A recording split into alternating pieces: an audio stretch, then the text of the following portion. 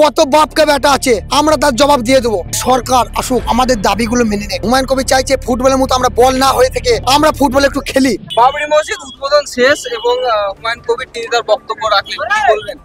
দেখেন, এই বাবরি মসজিদ নিয়ে ভারতবর্ষের রাজ্য রাজনীতি তথা কেন্দ্র রাজনীতি খুবই উত্তপ্ত বিষয়।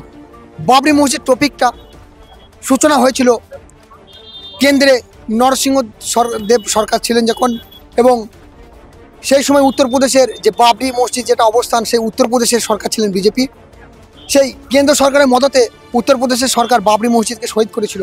তারই পরিপ্রেক্ষিতে আজকে 6 ডিসেম্বর যে ব্ল্যাক ডে, সেই দিনকে স্মরণ করে মুর্শিদাবাদ জেলার ভূমিপুত্র হুমায়ুন কবির মহাশয় বাবরি মসজিদের শিলান্যাস করছেন। এটি আমরা খুবই আনন্দিত এবং গর্বিত। এবং তিনি বক্তব্য রাখলেন, সেই প্রসঙ্গে কি বলবেন? সন্তুষ্ট আপনারা? হ্যাঁ, আমরা সন্তুষ্ট। এবং তাকে দল থেকে যে বের করে দেওয়া হলো এবং সে নতুন দল ঘোষণা করে দিচ্ছে, সেখানে কি আপনারা ভোট দেবেন বা সমর্থন করবেন? অবশ্যই অবশ্যই ইনশাআল্লাহ তাকে সমর্থন করব। আমরা যে সরকার আসুক, আমাদের দাবিগুলো মেনে নেয়। হুমায়ুন কবির সাহেব চাইছেন যে কিছু ক্যান্ডিডেট 292টা আসনের মধ্যে 91টা আসন সংখ্যালঘু অধ্যুষিত আসন, সেই আসনগুলো থেকে তিনি প্রতিনিধিত্ব জিতিয়ে।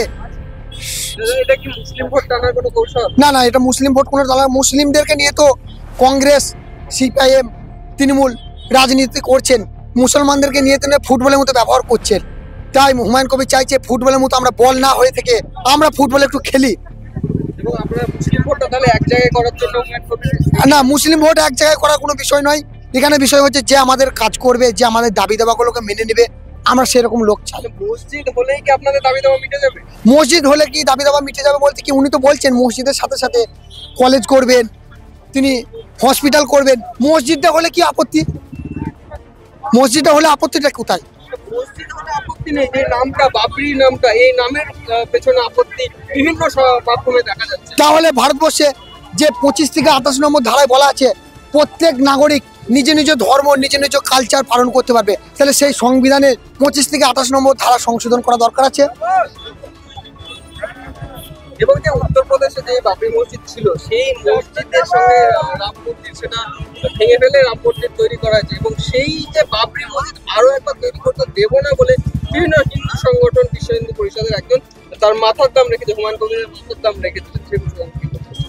দেখেন, মাথার দাম যে যারও রাখতে পারে, আমারও মাথার দাম কেউ একজন রাখতে পারে। মাথার দাম রাখলে কি মাথার দাম হয়ে যায়? সেটা কাজে করে দেখাতে হবে। হুমায়ুন আসুক না, কত বাপকে বেটা আছে, আমরা তার জবাব দিয়ে দেবো।